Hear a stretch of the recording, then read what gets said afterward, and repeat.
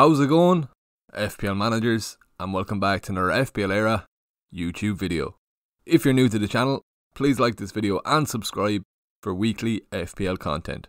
With the quick turnaround to Game Week 18, in this video we'll be looking at how my team fared out in Game Week 17, and we'll also be looking at my transfer plans and team selection ahead of Game Week 18. Let's get into it. With just over a week to go until Christmas, I'm absolutely delighted to say that I've hit our 1k subscriber goal. I started this channel back in August, and to have hit this milestone already, it's an absolute madness. I want to say a massive thank you to everyone who supported this channel so far this season, and I'm looking forward to producing weekly content and continuing this YouTube journey. Now that I have the thanks out of the way, let's move on and see how I fared out in Game Week 17. Game Week 17 ends with a score of 61 points for my team.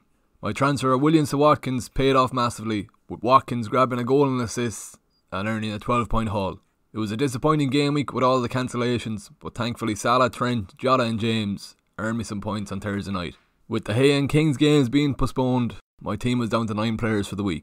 Unfortunately, I was on a green arrow until my Chelsea double defence lost their clean sheet against Everton late on. As I only had 9 players playing this week, I can't complain too much with a 2k red arrow. For now, I'm now sitting at 31k overall. Looking ahead to Game Week 18, we already have 5 confirmed games that are postponed. These are United vs Brighton, Everton vs Leicester, Watford vs Palace, Southampton vs Brentford, and West Ham vs Norwich. This leaves 5 games remaining, with Villa against Burnley, Leeds against Arsenal, Wolves against Chelsea, Newcastle against City, and Spurs against Liverpool. There's no guarantee that these 5 games will go ahead, so I'd advise on waiting until Saturday afternoon before you make your moves.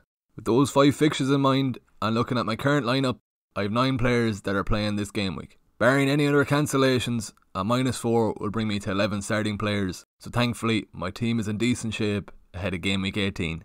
Let's move on and have a look at my transfer targets for Game Week 18. With no keeper currently in my team, Aaron Ramsdale looks set to join my team this weekend. Leeds are absolutely riddled with injuries at the moment, so Arsenal looks set to keep another clean sheet this weekend.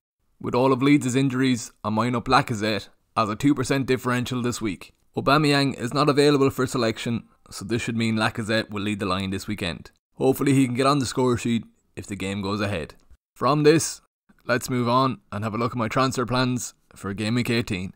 With no game for Antonio or Foster in Game Week 18, these 2 players look set to be transferred out to allow Ramsdale and Lacazette into my team. I'll be waiting until the last minute on Saturday before the deadline before I make my moves. Let's move on and have a look at my potential lineup for Game Week 18.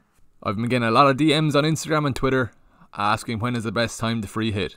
If you have 8 or more players, I would advise not to do it, as 10 players is enough with a hit. You'll be able to attack the upcoming game weeks then with a free hit in your back pocket.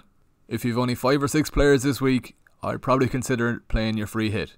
You can use it to triple up on City and Arsenal assets to attack their favourable fixtures this week. However, as there could be potentially more games called off, I'd wait until the last minute before hitting your free hit button.